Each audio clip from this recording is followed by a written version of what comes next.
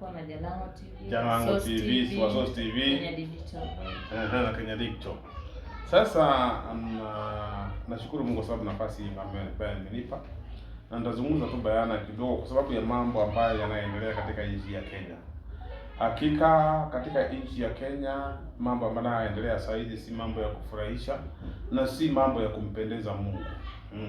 Maana sasa nchi ya Kenya tuliondoa kile tunasema kwamba tuliondoa ile sura ya Yesu katika nchi ya Kenya. Maana yake inajulikana kwamba kama ni nchi inajulikana ni kwamba inamuomba Mungu, ilikuwa ni nchi ya Kenya. Nchi ambayo ilikuwa inasemekana ina wahubiri wakubwa wenye nguvu ilikuwa ni nchi ya Kenya. Lakini kuna roho ambaye iliingia Kenya ya Antichrist. Hii roho ya Antichrist ilipoingia nchini Kenya imefanya wachungaji wengi wamefifia. Maana umekuta sasa nao makanisa yamekanyagiwa chini na roho ya Antichrist imechukua nafasi katika nchi ya Kenya. Na unaposikia Antichrist ni mpinga Kristo.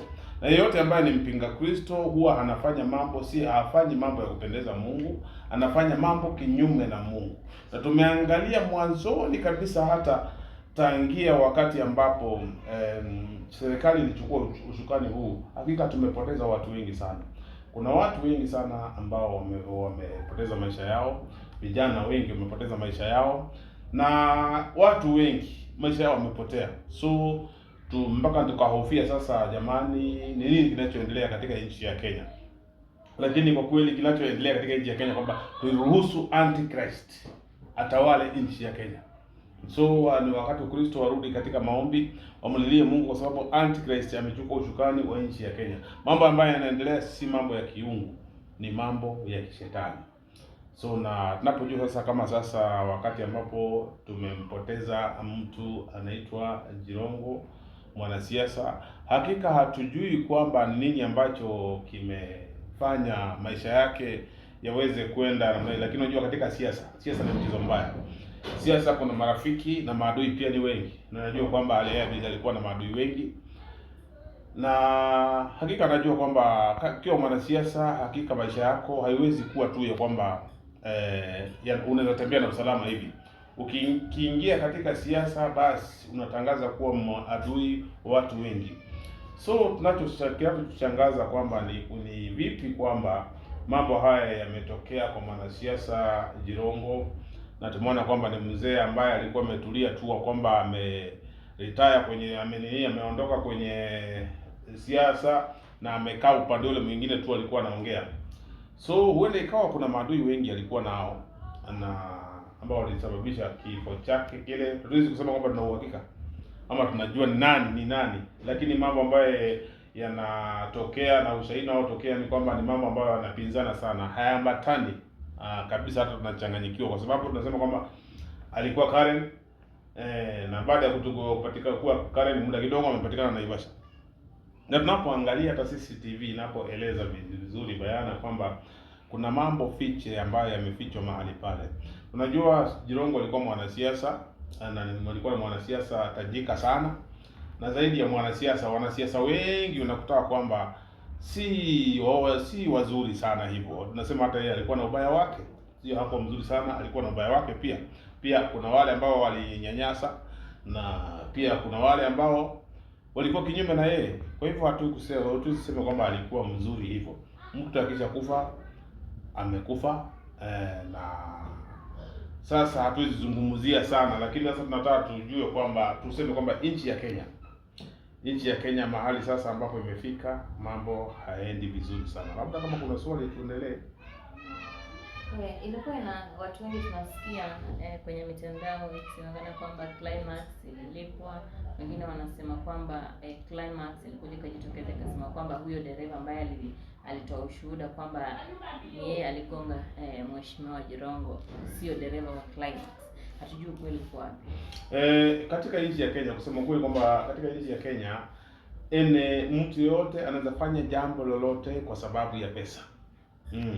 Na mtu yote anaweza lipo kwa sababu ya pesa. Napoangalia katika mkutano juzi ulikuwa kanisani. Ule mkutano ulipokuwa kanisani, walirokota watu wote barabarani mpaka wanaume wakanyoa ndevu zao na wakajifunga vitambaa. Ikaonekana sasa hao ni wanawake wa kanisa linaloitwa Independent Church na ni wa inaitwa ni guild, women guild ya independent church. Unaona mpaka wanaume ambao walikuwa wamevalishwa virembo, wamenyoa nywele vizuri sana, wamevalishwa vitambaa, ni women guild. Kwa hivyo Kenya, mtu anaweza fanya anything for money. So driver kama yule hakika ni mtu ambaye amelipwa na kalipwa kwamba asemekane kwamba yeye alikuwa driver wa ile kampuni ya basi, na kwa kampuni ya basi wanapinga vizuri kwamba huyo mtu hawamjui. So ni mtu tu ambaye alichukuliwa na akalipwa, enda sema hivi, enda pesa sema hivi, zako ziko mfukoni. Kwa hivyo nchi ya Kenya mtu anaweza fanya lolote tu kumradi kwamba apate pesa.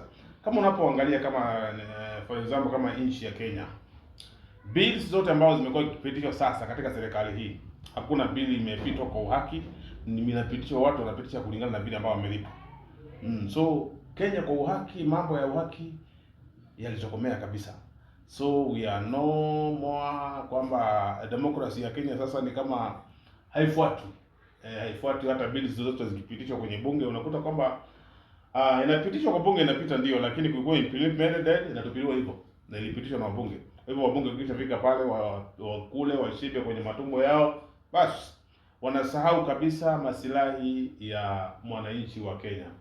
So mambo yale, yule mtu driver wa basi ni mambo ambayo hayana ukweli wowote, kwa sababu ni mtu ambaye hata Climax yenyewe haimjui. So hata mimi ningeomba tu kwamba labda uchunguzi ujulikane huyu driver aliyemlipa ni nani, kwa sababu pesa za Kenya sasa watu wamekuwa wakifanya tu mambo kwa sababu ya pesa. Mtu anaweza uwa mtu kwa sababu ya pesa, anaweza lipwa uwe mtu, na tunaona kwamba kuna mambo ambayo yamefichwa mahali pale, hakuna ukweli wa kutosha. Kuna mambo ambayo yamefichwa kupitia kwa hiki kifo cha Jirongo. Na unapoona Jirongo, kwa sababu unasema hivi, Jirongo alikuwa mdosi. Jirongo alikuwa mdosi, na kama Jirongo alikuwa mdosi, anajua siri nyingi sana. Na kama anajua siri nyingi, basi kuna wale ambao hawezi taka zile siri labda zikafichuka sehemu fulani na fulani. Kwa hivyo anajua kwamba wanapokulana wanakulana wenyewe kwa wenyewe. Hata Ang'ang'a aliimbia wimbo wakasema wakulane. Na sasa unaona kwamba wameanza kukulana. Na hivyo hiyo ndio mambo ambayo inaendelea katika serikali hii. Swali lingine. Na pia tuliona autopsy report ama postmortem iliweza kutolewa pale jana. Sijui unalipi la kusema kuhusiana na hilo. Postmortem ya ya Jirongo. Ndio postmortem imetolewa na ukweli umejulikana. Ukweli umejulikana kwamba ya kile kilichotokea mahali pale. So na haiko vile ambavyo ilivyosemekana, lakini postmortem ambapo imetolewa kuna ukweli ambao umejulikana kwamba kuna mambo yalikuwa yamepangwa bayana kabisa kulingana na kile kifo Jirongo. Kwa hivyo wanasiasa, hata kama wewe ni mwanasiasa huko mahali pale, ni vizuri kwamba tudhamini maisha ya mwenzako zaidi ya maisha yako, sababu unapomfanyia mwenzako hivyo hivyo pia yako kesho itakuwa ni hivyo hivyo. Tunakuta kama wakati wa rais wetu Moi, kuna watu kama wakina Uchuka, wakina nani ambao walitumika sana kwa kifo cha Ouko, na tunaona kwamba hao watu wote walitumika kwa mauaji, hata wenyewe pia waliwindwa wakauawa ili wasije wakatoa ushahidi. Kwa hivyo unakuta kwamba hata kwa wale ambao wametekeleza, si kusema maisha yao yako sawa, pia maisha yao yako hatarini. Kwa sababu jambo la kwanza, Biblia inasema kwamba auaye kwa upanga atakufa kwa upanga. Auaye kwa upanga atakufa kwa upanga. Kwa hivyo yule ambaye ametumika, hata yeye asidhani kwamba yuko pazuri, kwa sababu hivyo tu maandiko yanasema auaye kwa upanga atakufa kwa upanga. Kwa hivyo kisasi cha damu Mungu anajua kulipisha.